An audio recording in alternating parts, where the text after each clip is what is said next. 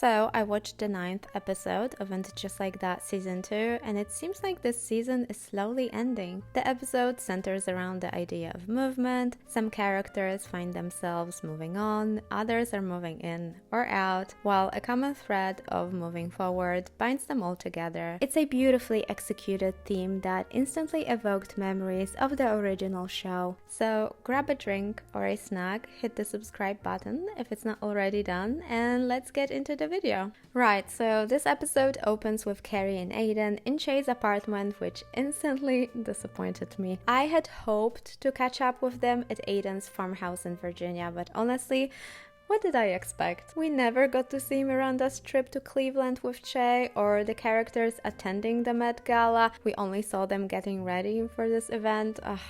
It's a reoccurring theme. At this point, every few episodes, the writers build up so much excitement and anticipation for a trip or an event, only to let it happen off screen. Because we didn't necessarily want to do Carrie Goes to Virginia. We did consider it. But the reality is, we didn't want to do it artistically, production-wise, it was hard. Anyway, Carrie's stay in Virginia seemed mostly successful, and Carrie and Aidan couldn't be happier together. I must admit that seeing Carrie genuinely happy is almost uncomfortable for me. As crazy as it sounds, I constantly anticipate a fight between her and Aidan. Since the last 2 episodes, whenever they're sweet and tender with each other, I feel one of them will suddenly snap.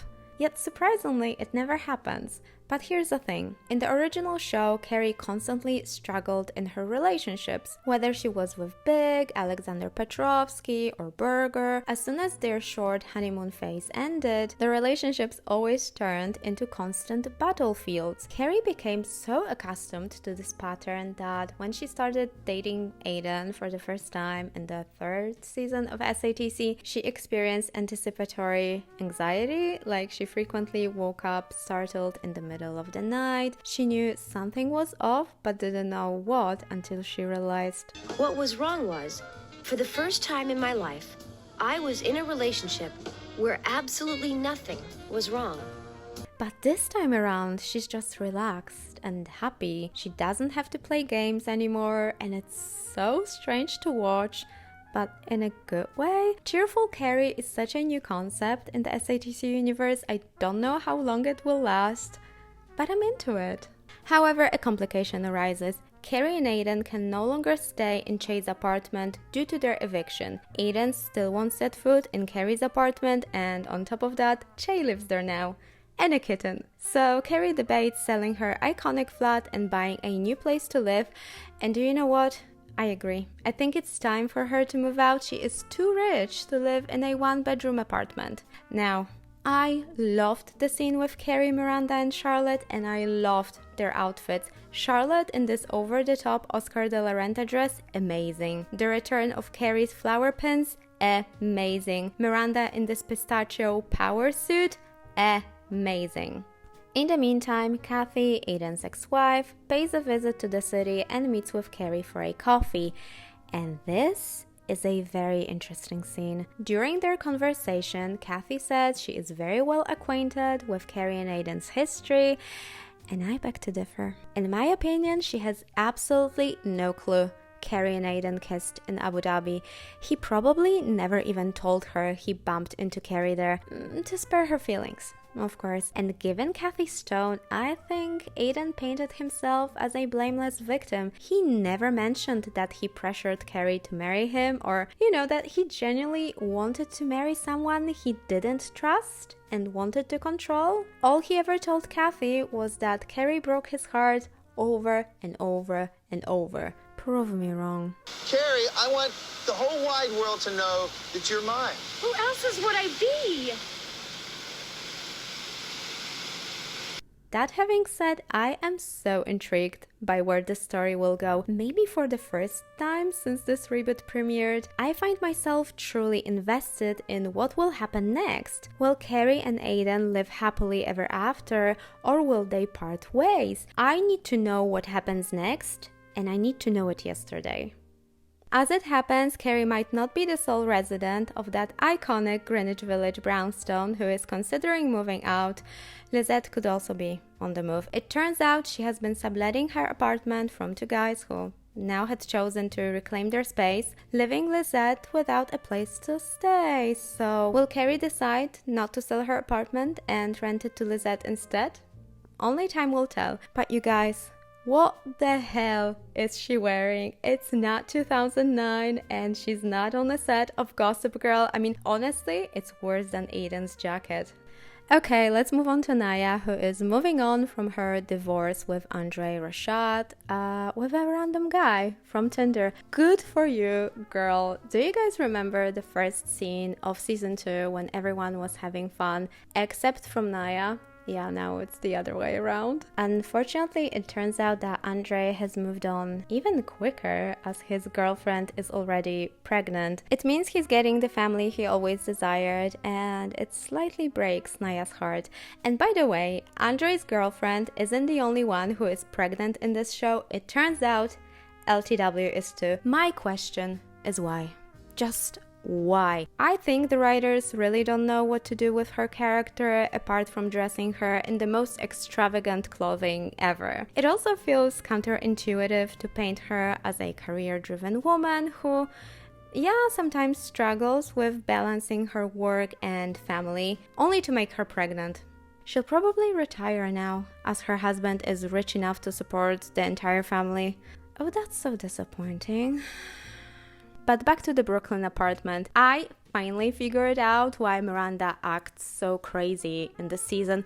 Our girl is just sleep deprived. Between Chase partying, Steve pounding on a punching bag, and now Nya being busy, Miranda isn't getting enough sleep. It's as simple as that. And while Nya is busy, her roommate needs to take a shower. However, this apartment has only one bathroom and its only access leads through Nya's bedroom. And so Miranda is forced to head to her Brooklyn home and take a shower there. She walks up the stairs and finds Lily Goldenblatt emerging from Brady's bedroom. But you guys, we knew this would happen. They teased it in the season 2 campaign, so I guess now we know why Lily had that virginity storyline. The writers probably thought that her losing her virginity to Brady would be a bit too much.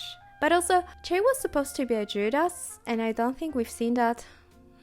But if you are wondering how did this happen, well, Miranda couldn't accept that her son makes french fries for a living instead of going to college, which is pretty elitist, but whether we like it or not, Miranda has always displayed a touch of snobbery. Even in the scene when she meets Steve, she literally tells him something like, "Are you allowed to talk to me like this?" implying a class divide between them and, he'd better watch his language. Or perhaps in this situation, Miranda got triggered that Brady is growing up to be more like Steve than her? Could be. So Miranda figures out sweet and proper Lily could be a good influence on Brady. But didn't Charlotte ever talk to Miranda about Lily rebelling this past couple of months? Miranda doesn't know about the pot brownie? Apparently not. And as we've established on this channel, Lily is the secret villain of the SADC franchise, so yeah, there you go. However, what truly intrigues me isn't Lily and Brady's potential relationship. I couldn't care less about it. But the dynamic between Miranda and Charlotte, I love how ridiculous and funny they are together. Watching them not so subtly spy on their kids was delightful. And honestly, the fact that these two characters so rarely interact on their own feels like a missed opportunity for some fantastic comedy. It's a shame we didn't get more Charlotte and Miranda storylines. Also, Kristen Davis is really coming through with her comedic acting this season. She is hilariously funny. Oh, these breadsticks are so good. Amazing. I'm so glad we came and got them. Lastly, let's talk about Seema, who, and just like that, has finally been given an independent plotline. It's about time. So, in the previous episode, Seema acquired a new client. Ravi is an attractive and single film director who searches for a luxurious apartment in Manhattan while shooting his latest Marvel movie. He's also a bit of a diva and fits a mold of a stereotypical Hollywood star, but whatever. So we are told that Seema has been showing him various apartments for weeks and he's still dissatisfied. Again, all of this happened off screen, but it turns out Ravi isn't that picky about real estate. He simply wants to be around Seema more. While this might sound romantic, it's hard to root for him or this relationship at all because we saw those characters together for like 5 minutes. But I'm glad Seema is no longer just Carrie's fabulously dressed sidekick. I liked this episode a lot. It was light and entertaining. The fashion was outstanding, apart from Lisette's Gossip Girl look. The painting of Charlotte's dog made me laugh so hard. But at the same time, I think I'm getting slightly sentimental now that this show is ending. Based on how the writers are wrapping up each storyline, I don't think there will be season 3 of And Just Like That, which is a bummer now that this show is finally starting to get its magic back. And I'm curious, what do you guys think? Will this show be renewed for the 3rd season or not? Let me know what you think. Thank you so much for watching. Have a lovely day, and as always, I'll see you next Sunday. Bye!